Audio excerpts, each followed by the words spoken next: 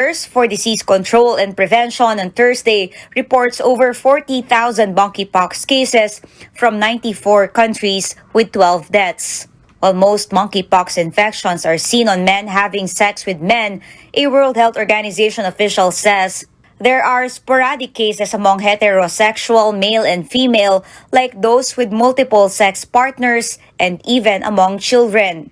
Some of whom are adolescents, age 15, 16, 17, who may also be engaged in sexual activities, and then a small number of cases in children under the age of 10 or under the age of 5.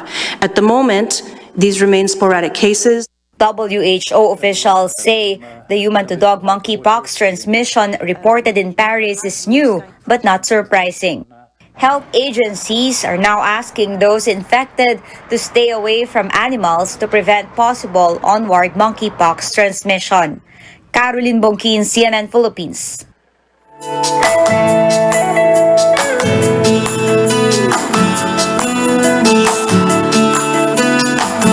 Just 3 days to go before classes begin. AC Nichols gives us a look at how the Education Department plans to keep students safe from COVID-19. Over 27 million elementary and high school students are enrolled for this school year. Most of them in public schools that are set for school opening on Monday. Mas maayos na po yung pag-aaral ngayon kasi face-to-face na po. Excited na po ako makapag-aral sa Wheels. Gusto ko lang pong matuto sa mga guro. Mas matutunan ng pansin ng mga teacher yung estudyante. Almost half of all basic education schools are expected to hold full face-to-face classes beginning next week, though some of them will still keep on with blended learning until it becomes a must to hold full in-person classes come November. Just about 1% or 1,000 schools will stay in purely remote learning setup. The Education Department says 92% of all teaching and non-teaching staff are fully vaccinated against COVID-19. However, the vaccination rate among students is merely 19%. This figure, though, is based on enrollment data from last school year.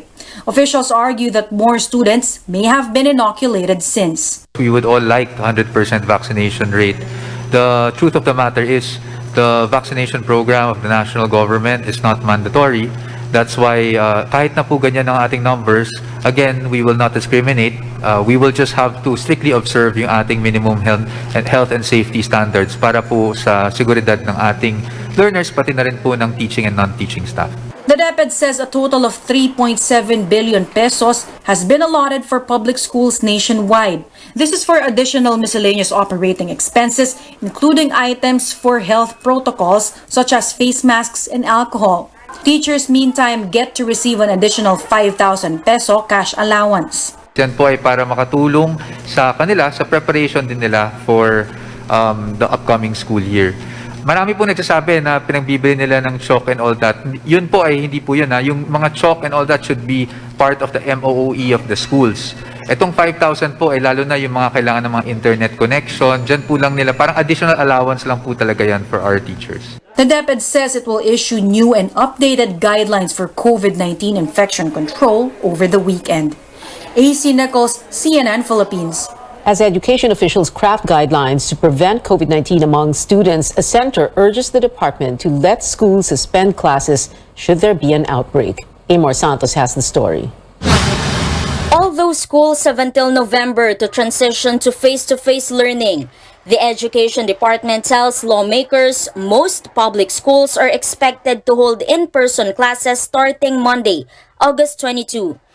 More than half will do it 5 days per week, while others will implement a mix of face-to-face and distance learning. We're only expecting around 10% will still continue with the online learning because of some challenging situations brought about by lack of classrooms and, of course, the devastation of calamities. We are continuing to study the implementation of blended learning as a permanent mode of instruction for basic education. However, come November 2, the full implementation of 5 days in-person classes is expected as well for all public and private schools. Based on Department Order Number 34, students who test positive or show COVID-19 symptoms will be excused from in-person classes. But during a Senate Basic Education Committee meeting on Friday, Senator Nancy Binay asks, magti-trigger na kailangan shutdown muna yung eskwelahan or shutdown muna yung classroom? Dun sa Department Order 34, malinaw po, it was clearly mentioned there that regardless of the alert level in any area, classes will continue. Binay says temporarily closing down schools may be necessary in case of outbreaks, just like what happened in the Senate. Binay is the 7th senator to catch COVID-19 in a span of 3 weeks. The Senate will go on lockdown for thorough disinfection on Monday. Employees will be working from home. Baka mas maigi na meron ding mekanismo yung DepEd or baka may leeway ang ating principal or teacher na magdesisyon kung kailangan mag-declare ng no classes, lalong-lalo na pag madami na dun sa mga estudyante ang nagkakasakit. Binay also wants to look into the funding for free COVID-19 testing. DepEd says it's being discussed by schools and local government units. Amid concerns about the low vaccination coverage of students, Minority Leader Coco Pimentel praises DepEd for not forcing it on learners and their parents. For Senator Pia Cayetano, DepEd should be creative in convincing parents to bring their children to vaccination sites.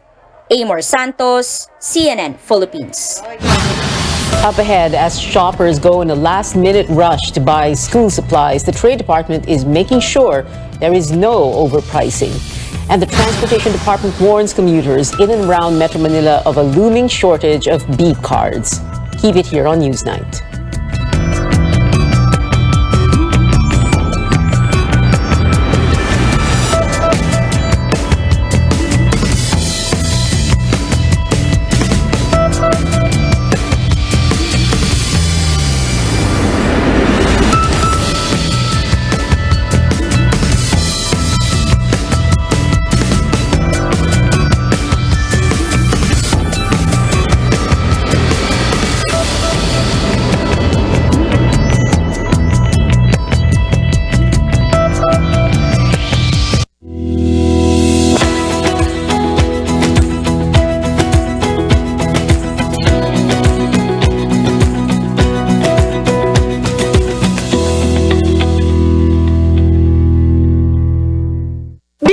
MX3 dahil ito ay napatunayang may alpha, beta at gamma mangosteen.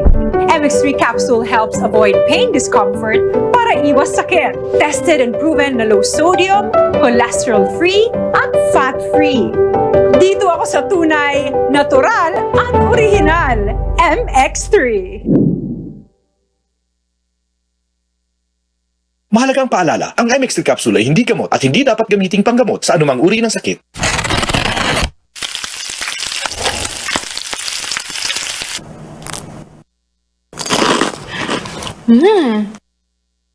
Friends, try nyo to. Vet-approved Nutri-Chunks in lamb flavor. With active boost and prebiotics na pampalisto. Made with real lamb goodness. With essential nutrients to help keep them strong, healthy and happy. Listo, ganado sa Nutri-Chunks.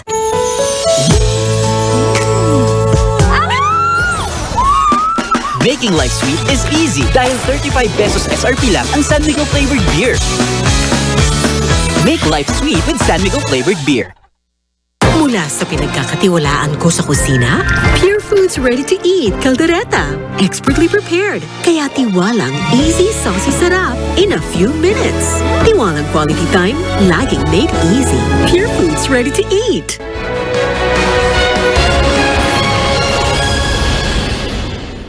Welcome back to CNN Philippines. First, suspected sugar hoarding, now a possible sugar smuggling. The Customs Bureau on Thursday intercepted at the Subic port a cargo vessel from Thailand with more than 7,000 metric tons of refined sugar.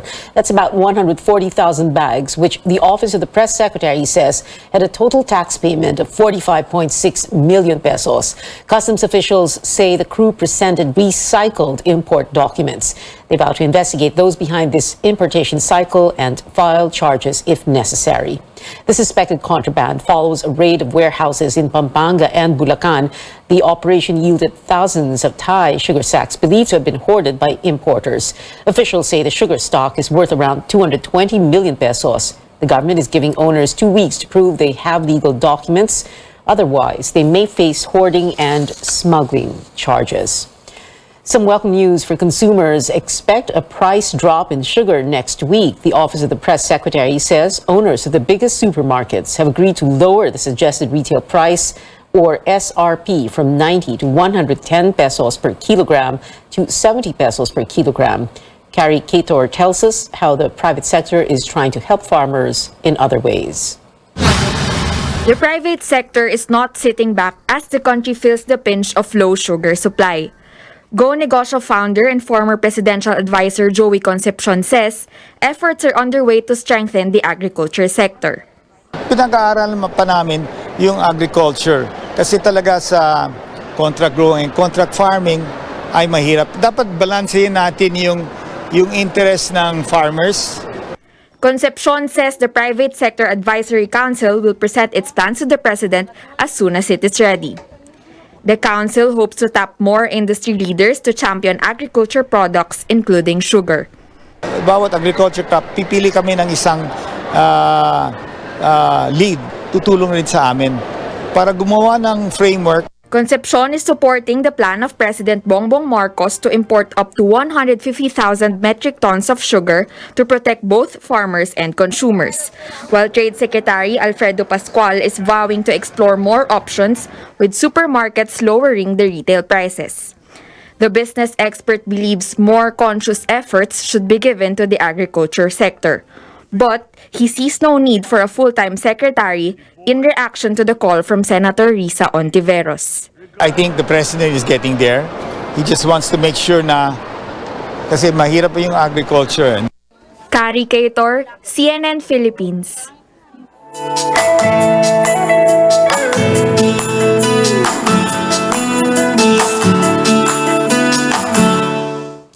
As classes begin next week, shoppers are rushing to buy school supplies in malls, bookstores, and Manila's bargain haven, Divisoria. The Trade Department visited stores to make sure there is no overpricing. Paige Javier reports. Julianne Bravo spent her Friday morning buying school supplies for her son, an incoming grade 4 student. She admits she's on a tight budget. Iba pong price po niya, medyo mataas, ma'am. Kumpara po sa mga dati pong price. Kung lang po muna, ma'am. Binabudget ko lang po yung namin ngayon, ma'am. Julianne and another shopper shared why they prefer to buy in this establishment. Dito na rin po ako nagbili po. Simula pa rin po ng elementary hanggang high school po. Hanggang sa magtapos po ako na pag-aaral. Mas maganda po kasi dito kasi hindi siya crowded. Unlike sa Divisoria, mapamura ka pero siksikan naman. This Caloocan bookstore is one of 2 places inspected by authorities Friday to check their compliance with the latest suggested retail prices. Trade officials found products like notebooks, ball pens, and pencils lower or within the SRP. But in one popular bookstore, one item was overpriced. Mostly compliant naman po sila doon sa gabay natin ng our guide for school supplies. Although meron tayo ding LOI na isa dahil yung writing pad po for grade 1, yung 80 leaves, mas mataas ng 2 pesos. Even before getting the letter of inquiry, the area manager says they will adjust the shelf tag to reflect the correct price. Kung hindi nila pinalitan yung price, meron naman tayo under the Price Act ng mga provisions. Of course, we can always look at the provisions on illegal price manipulation. In Divisoria, the volume of shoppers has picked up compared to last week.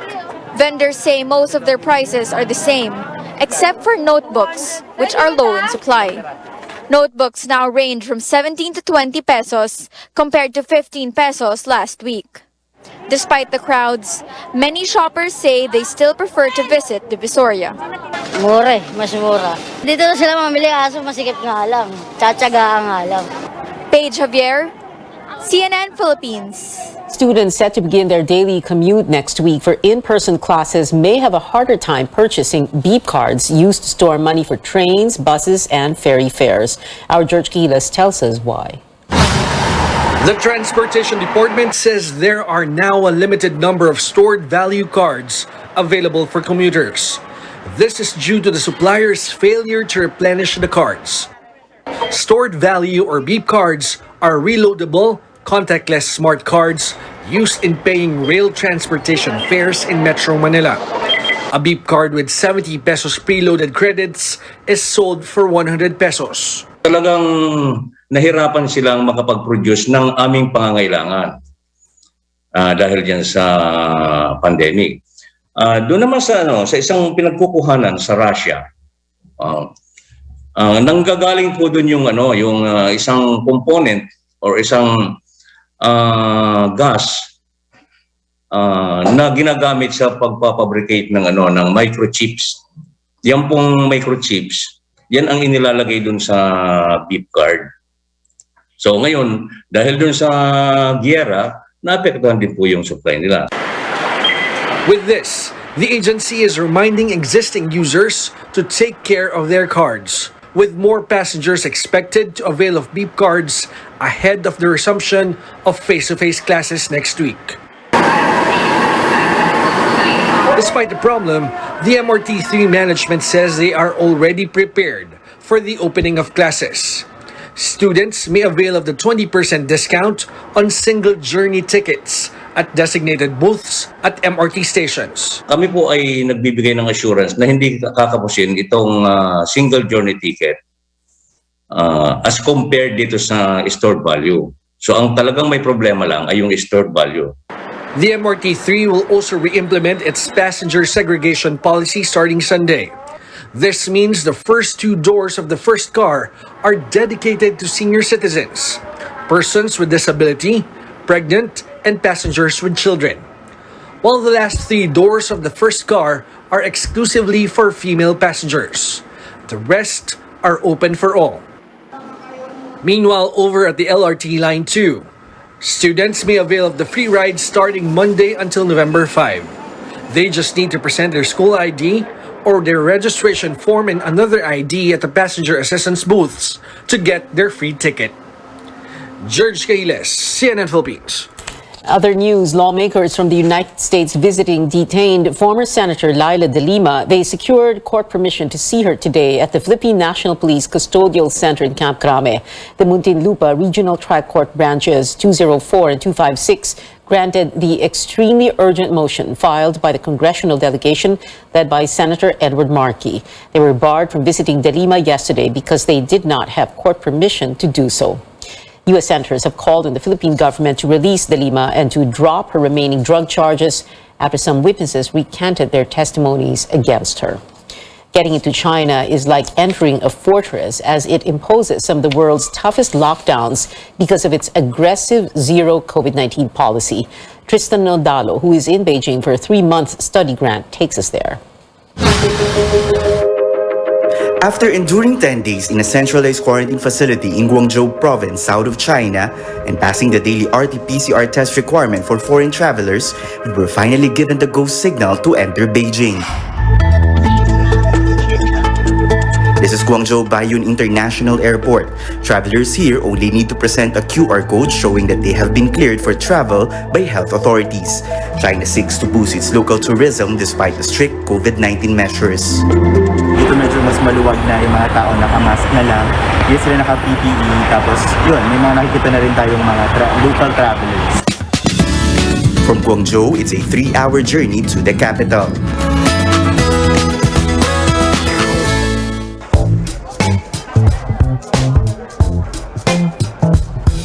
It's our second day in Beijing and it's business as usual in some major financial hubs in the city. Slowly, establishments are opening up, restaurants, banks, and shopping centers are rising back to life again. But before anyone can enter these areas, one must ensure that they are COVID-19 free. COVID testing is almost second nature. Testing booths are available in almost every street in the city. Everyone with a Beijing health code can walk in and get tested. Papakita mo lang yung code, pagkatapos pipila ka na agad. At pagkatapos tuloy-tuloy na yung proseso na yun. So napakadali, convenient para sa kanila. Despite the challenges brought by the dynamic COVID-19 policy and its long-term impact to the world's second-largest economy, China maintains it is on the right track in terms of economic recovery. From Beijing, China, Tristan Nodalo, CNN Philippines. When we return, the NBA star Jordan Clarkson arriving in Manila tonight while Kai Sotto is already back in town, both gearing up for a FIBA qualifiers window. And Blackpink's comeback single finally arrives. You're watching CNN Philippines.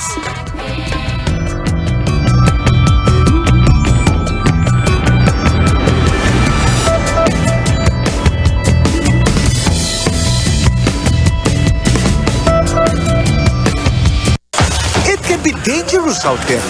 Buti na lang there's locally superfruits. Para sa akin, super nutritious, super delicious. All superfruits contain more antioxidants than your average fruit. Superfruit for super you.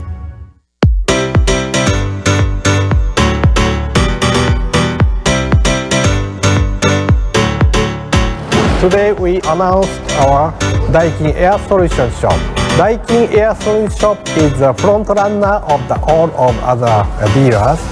They are the solution provider for consumers. Then they can experience the most advanced air conditioning there. Also, we are now supporting their design and engineering capability. So that's why all of the customer problems they can solve. Our current 5 air solution shop is RGCA in Quezon City, PVS Batangas, Hope Genesis in Laguna, Quickserve, Davao, AirConnex, Cavite, and another 2 coming soon in Parañaque. One is Rosarito, another one is Arcade. When customer visits Air Solution Shop showroom, they can experience internal environment quality improvement. They can get experience of how to improve interior environment quality. If customer want to improve your house and your shop or even restaurant air quality, please visit our Air Solution Shop or please visit their homepage.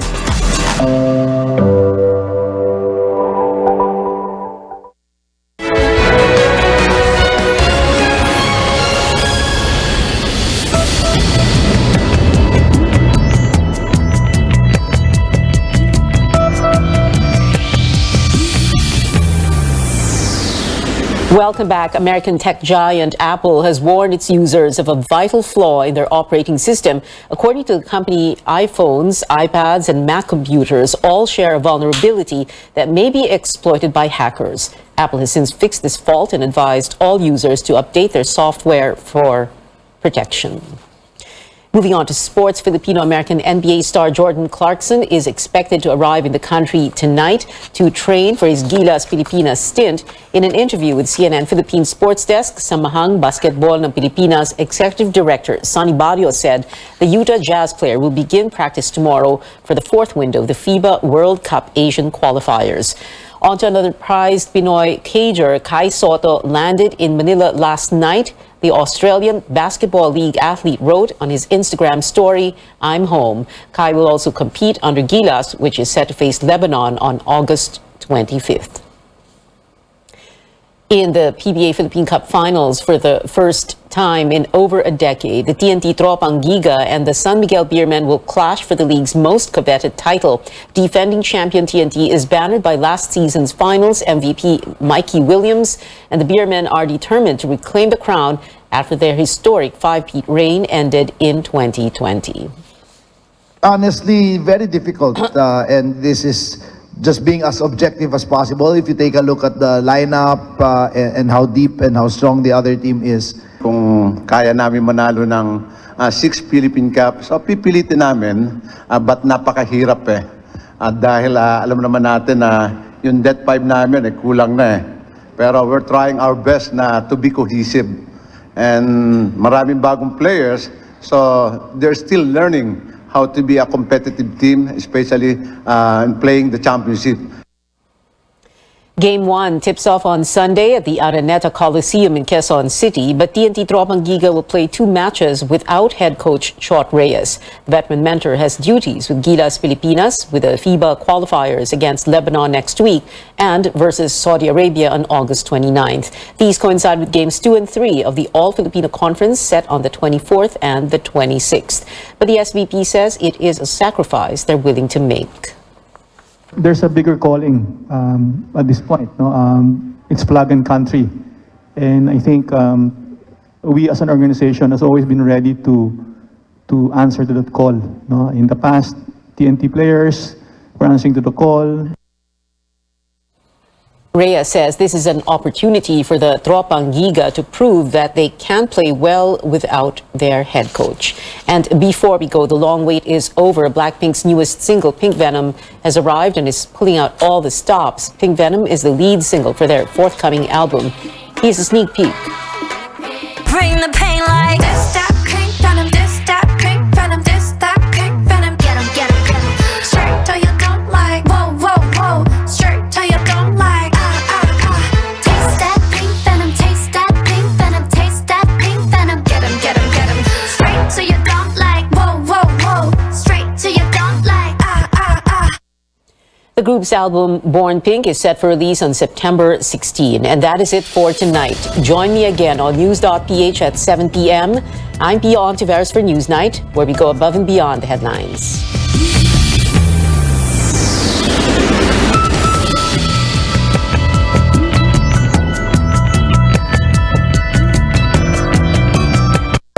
This program is brought to you by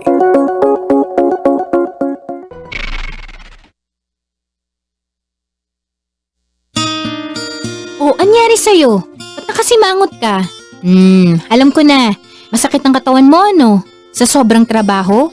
O di kaya masakit ang ulo sa sobrang stress? Break ka muna. Hinga ng malalim at imasahe ang ulo mo gamit ang Herbalaya Liniment Oil. Ako rin ganun eh. Kaya pag mataas ang tensyon sa trabaho, mag-Herbalaya break ka muna. Herbalaya Liniment Oil. Amoy na kaaya-aya. Sa bawat pahid ay ginhawa. DYKB Radio Ronda. The term hormonal is often associated to being moody, but our hormones affect so much more than just our moods. These vital chemicals allow our bodies to function properly. They enable reproduction, movement, and so much more. When they're not functioning as they should, it affects our daily living and can lead to a number of diseases. On the program today, we'll talk about hormones and their role in our body, what happens when we have an imbalance, and the best ways to maintain healthy hormone levels. I'm Dr. Freddy Gomez, and welcome to MedTalk Health Talk, only on CNN Philippines.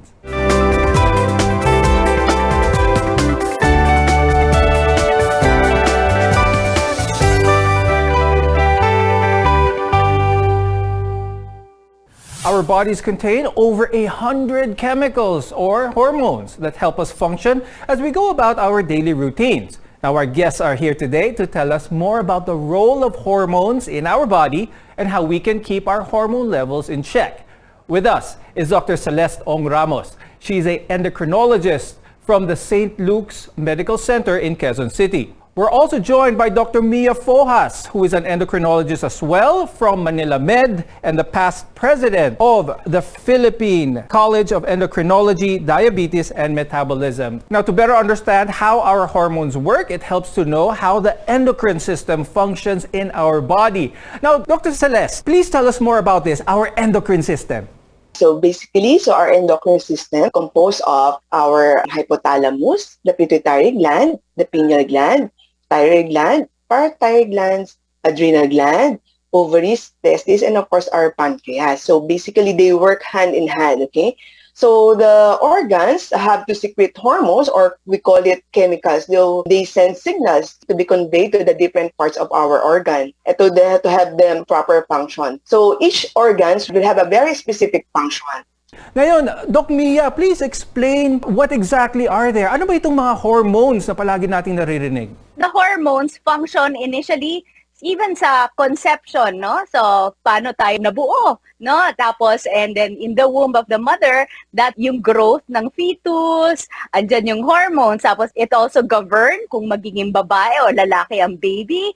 And merong isang trigger. Kasi usually, yung conception is female usually, and then may trigger para maging phenotypically male ang baby. So, ayan, sa growth pa lang, and then later on, nade-develop, nagkakaroon ng mga yung thyroid gland para yung child mag-grow, tapos yung growth hormone galing sa mother and then sa child. So marami, no? Even us as adults, when we wake up, that's hormonal because meron tayo yung melatonin na tinatawag galing doon sa pineal gland natin.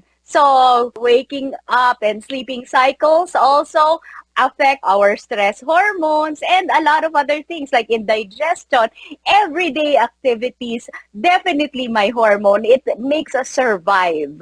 Now, I'd like to ask Doc Celeste this time, because earlier you mentioned that hormones are responsible for sending signals to different parts of the body. Let's explain to our viewers what type of signals do they send and what is this in relation to, let's say, the mood a person exhibits. So there are different types of glands, diba? So that different glands, that specific gland, like for example, so for our pituitary gland, so it will release yung thyroid-releasing hormones, and then that will send signal to the thyroid gland to produce the thyroid hormone. So sometimes we know more about the hyperthyroidism, just to give you an example. So hyperthyroidism is caused by excess thyroid hormones in our body. So it will manifest with sometimes heat intolerance, mood swings, irritability, or laging mainit yung ulo nila, or it can be accompanied by palpitations, tremors, weight loss. On the contrary, if the thyroid gland is not functioning too much or not producing too much thyroid hormones, then it will cause hypothyroidism.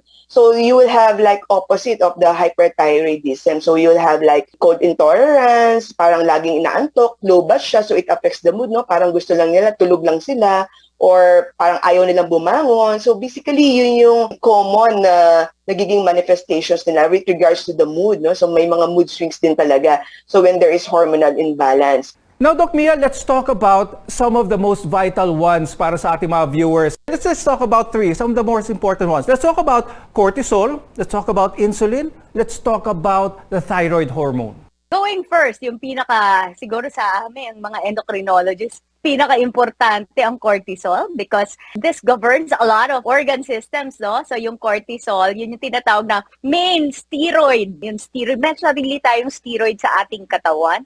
And without this, babagsak ang blood pressure natin. But also, because of cortisol, yan yung tinatawag nating stress hormones. Without cortisol, hindi tayo makaka-adequately respond sa ating stress, no? So, with increased stress, tataas dapat ang cortisol. So, yung energy system natin maglalakad agad. So, tataas ang sugar, yung blood pressure natin medyo tataas, bibilis yung tibok ng puso, para yung katawan natin mag-respond agad kung ano man yung stress na inihaharap sa atin. Doc Mia, let's talk about the insulin and let's talk about the thyroid hormone real quick. Without insulin, hindi makakapasok yung blood sugar natin sa ating mga tissues, sa ating muscles and fats, no? So, insulin is actually a key so that your sugar gets into your body properly for us to utilize as energy. And the thyroid hormone, ayan, yun yung nagpapabilis o nagpapabagal ng ating sistema sa katawan. So, it actually increases our heart rate, our metabolic rate kung mataas or kung kinakailangan ng thyroid hormone at saka pinapabagal niya kung medyo kailangan ng katawan na pabagalin. Yeah, so those are just some of the more important hormones that our body has, and it's also important to keep them at normal levels because when our hormone levels are too high or too low, it can affect our daily living. We'll talk more about that when we return. We're your partner in healthcare, so keep it here on MedTalk Health Talk.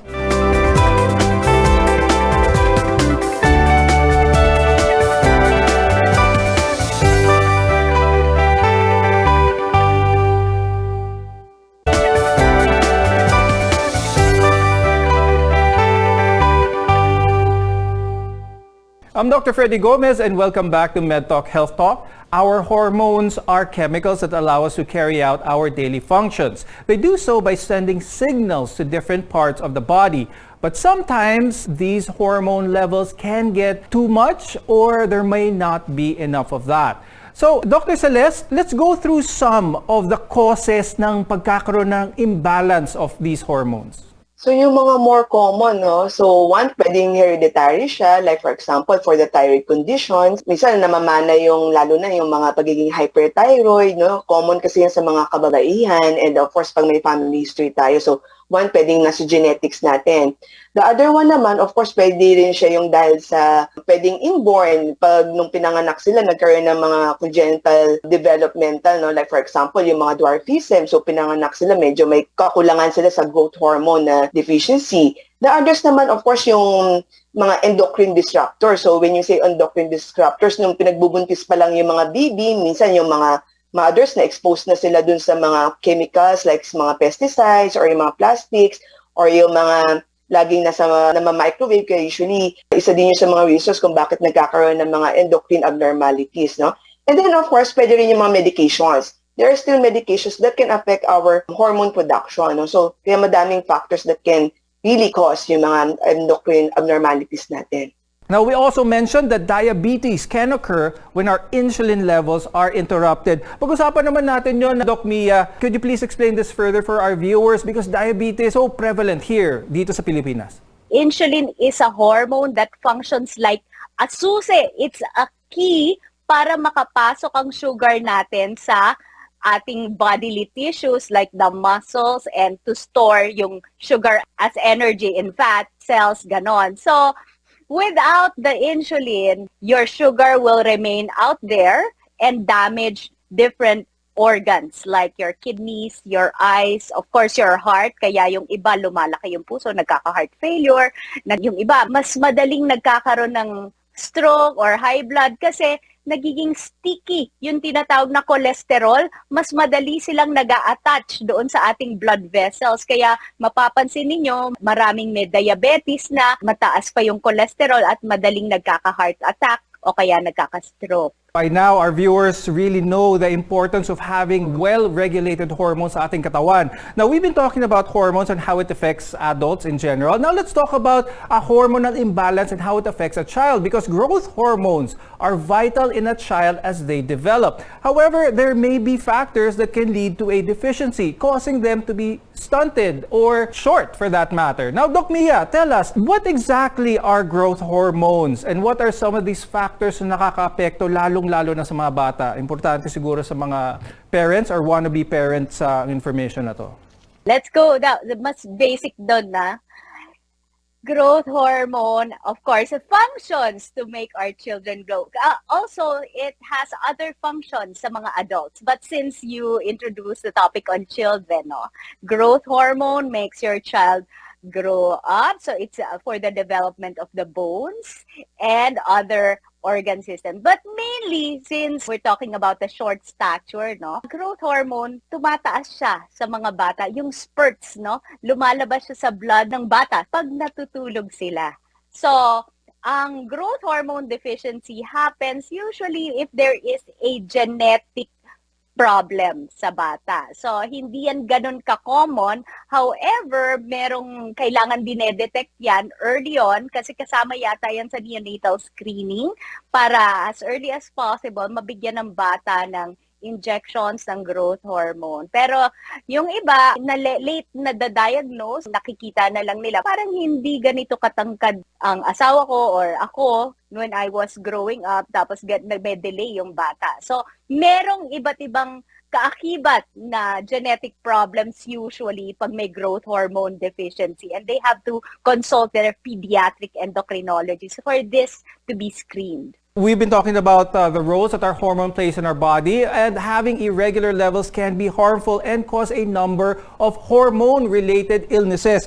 Now, Doc Celeste, let's talk about this. Some of the conditions here that are mentioned is depression, obesity, or yung pagiging overweight. Let's talk about depression and obesity. How can hormonal changes, hormonal imbalances cause depression? So actually, there are different reasons kung bakit nagkakaroon ng depression, no? So one, pwede siyang, it can be part of being hypothyroid ng patient. So kasi hypothyroidism can cause depression, it can also cause weight gain. So pwede rin siyang maka-added factor for the obesity. The other endocrine disorder that can cause both depression and obesity would be, of course, kung meron tayong tatawag naming Cushing syndrome, which is excess yung cortisol production in the body. So either may problema siya sa adrenal gland or sa pituitary that causes the excess cortisol. It can cause weight gain and it also cause depression.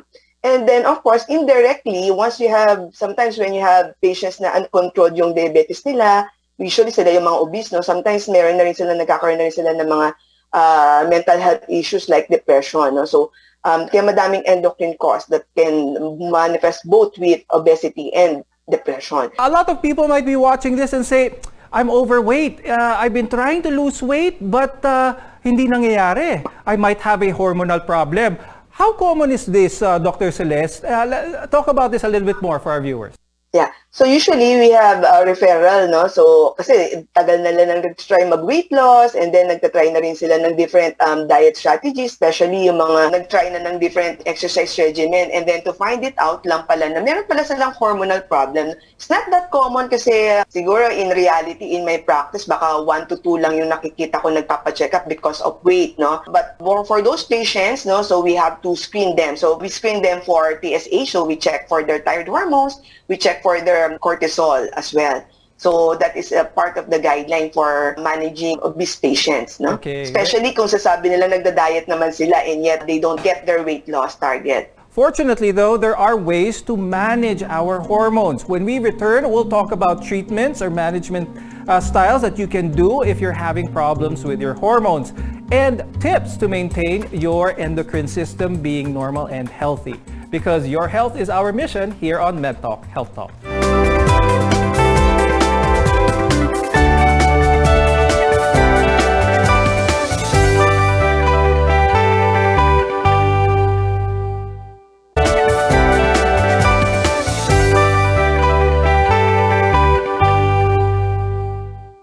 I'm Dr. Freddy Gomez and welcome back to MedTalk Health Talk. Our hormones help us do it all. Reproduction, movement, stress management, and much, much more. Now, their levels are affected when we go through bodily changes like puberty, menopause, and even pregnancy.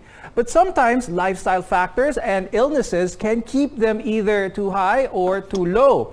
Doc Mia, let's talk about that. First, let's talk about how a hormone problem is properly diagnosed. There's either a hypersecretion or undersecretion.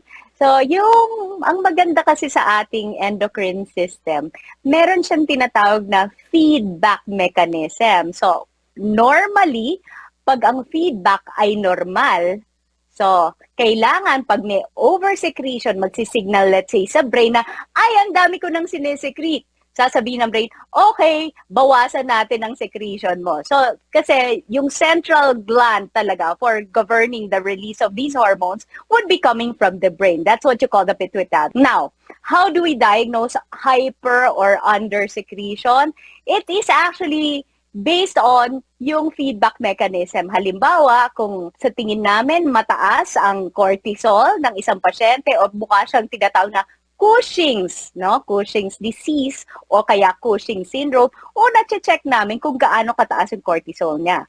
Ngayon, kung minsan hindi namin agad na-detect doon dahil may ibang tumor pala na nagkakos, check namin yung hormone na nagpaparelease ng cortisol. So, medyo may kamahalan ang pagpapa-work up nitong mga hormones na to because these are actually special tests that hindi yan na-detect agad sa ordinary annual physical examination. The endocrinologist has to be astute enough to recognize which hormones to work up.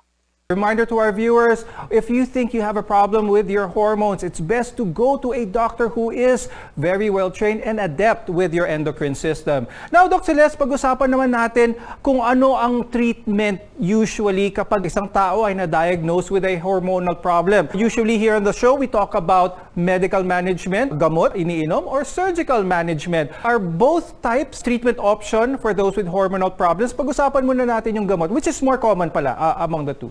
So usually we do surgery for those cases na sa pituitary gland, like for example, may tumor sila doon, yung tatawag namin adenoma, and we found out that they are producing too much hormones, then we offer surgery. Ganun din ang ginagawa natin for like for example sa adrenal gland, pag meron tayo doon nodule or mass na sa adrenal gland natin that produces excess adrenal hormones that causes excess BP elevation, no? Yung talagang nag-shoot up yung blood pressure, then we offer definitive treatment or definitive will be the surgical treatment, tanggalin yung adrenal gland na yun or adrenal adenoma para hindi na siya mag-produce na excess hormones. But then again, pag hindi sila amenable, we try to give medical treatment. Okay? Kaya lang po yung sagot, depende siya sa specific condition. Doc Mia, pag-usapan natin yun. Can you give us some tips or on how to achieve this? For those who are watching, how can I maintain my endocrine system just like any other system in my body? How can I keep it healthy? Magkaiba yung babae sa lalaki. But in general, you have to be careful of the supplements that you are taking because a lot of these, let's say, supplements, vitamins, will definitely affect your hormones. So, hindi tama na lahat idadaan sa ating multivitamins. So, kung ano lang ang kulang, yan ang ipoprovide natin to maintain your healthy hormone. Keep yourselves healthy para hindi po agad na magkaroon tayo ng complications related to pagbagsak ng mga hormones na to. So that was very important tips. Doc Mia, thank you so much for that. Now there's so much more to know about our hormones. Unfortunately, that's all the time we have for today. But if you have any more questions, please have a friendly chat with your doctor. Talk to your endocrinologist and find out if you really do have a problem with your hormones. With that, thank you very much, Dr. Celeste Ong Ramos and Dr. Mia Fojas for being with us today, sharing your information, your valuable information with our viewers. I'm Dr. Freddy Gomez and thank you for watching MedTalk Health Talk. We'll see you again next time.